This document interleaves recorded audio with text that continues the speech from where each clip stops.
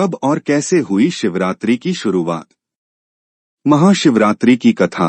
परमपिता ब्रह्मा के मानस पुत्र दक्ष जब प्रजापतियों के राजा बने तो उन्होंने एक विशाल यज्ञ का आयोजन किया। इसमें सम्मिलित होने के लिए तीनों लोकों के अतिथियों को न्योता भेजा गया, सिर्फ भगवान भोले शंकर को छोड़कर। भगवान शिव राजा दक्ष के जमाई थे, लेकिन दक्ष को भोलेनाथ का अलबेला और मस्तमौला स्वभाव तनिक भी नहीं भाता था। जब शिव की अर्धांगिनी और दक्ष की पुत्री सती को पता चला कि उनके पिता ने यज्ञ का आयोजन किया है तो उन्होंने भी उसमें सम्मिलित होने की इच्छा जताई। लेकिन भोलेनाथ बिना आमंत्रण के यज्ञ में जाने को तैयार नहीं हुए, इसलिए सती को वहां अकेले ही जाना पड़ा। वह जैसे ही सभागृह में पहुंची, उन्हें शिव निंदा सुनाई दी। सती को देखकर भी उनके पिता नहीं रुके, वह शिव की बुराई करते रहे। सती ने अपने पिता को समझाने का प्रयास किया, लेकिन राजा दक्ष ने उनकी एक न सुनी। सती अपना और अपने पति का अपमान सह नहीं पाई और वह यज्ञ स्थल पर बने अग्निकुंड में कूद गईं। सती के अग्निकुंड में कूदने का दुखद समाचार लेकर नंदी कैलाश पर्वत पहुंचे। भगवान शिव सती को बचाने के लिए यज्ञ स्थल पर गए, लेकिन तब तक सब खत्म हो चुका था। कैलाशपति ने क्रोधित होकर सती का शरीर उठा लिया और तांडव करने लगे।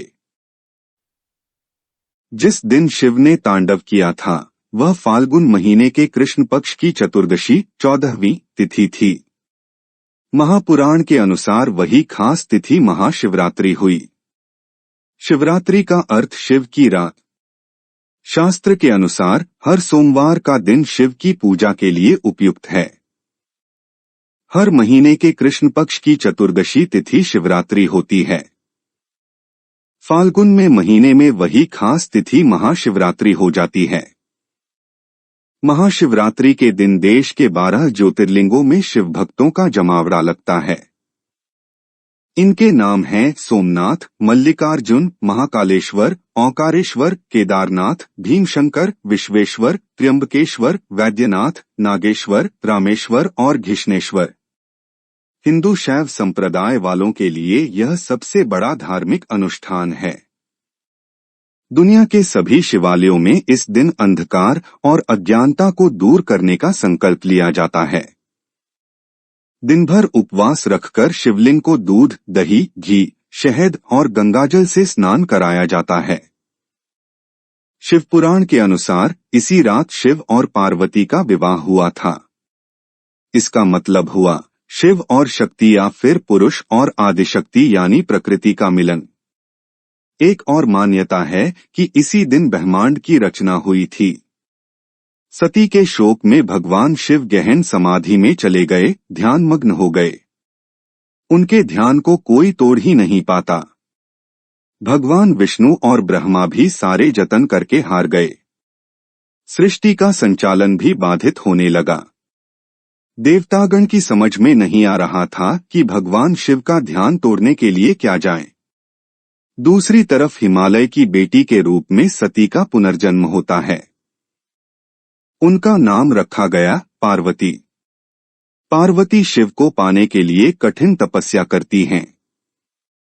पहले तो शिव ने पार्वती को तपस्या करने से रोक दिया, लेकिन अन्य देवताओं के सहारे पार्वती शिव का मन जीत लेती हैं।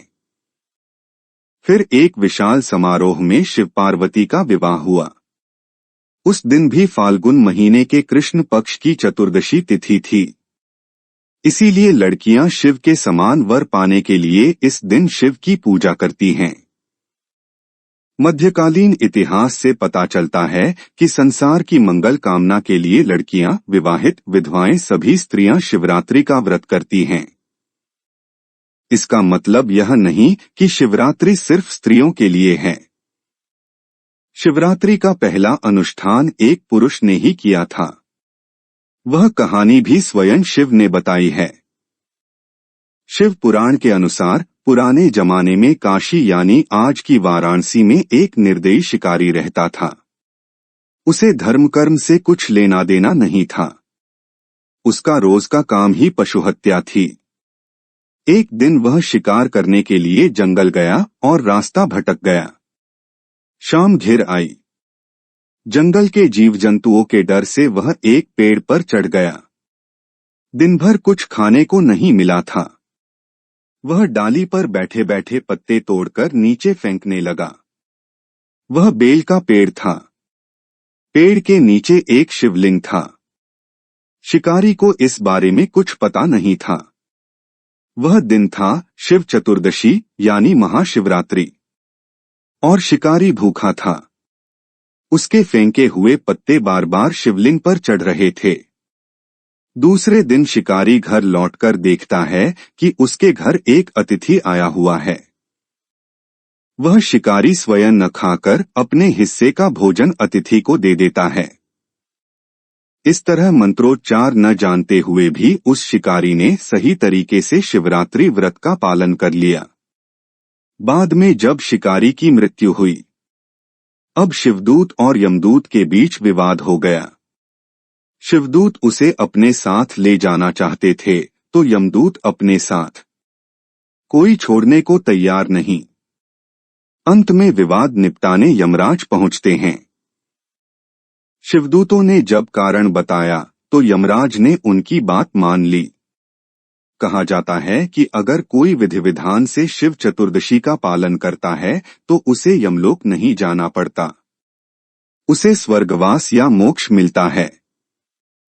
इसीलिए हजारों वर्षों से शिव चतुर्दशी और शिवरात्रि मनाए जाने की परंपरा चली आ रही है।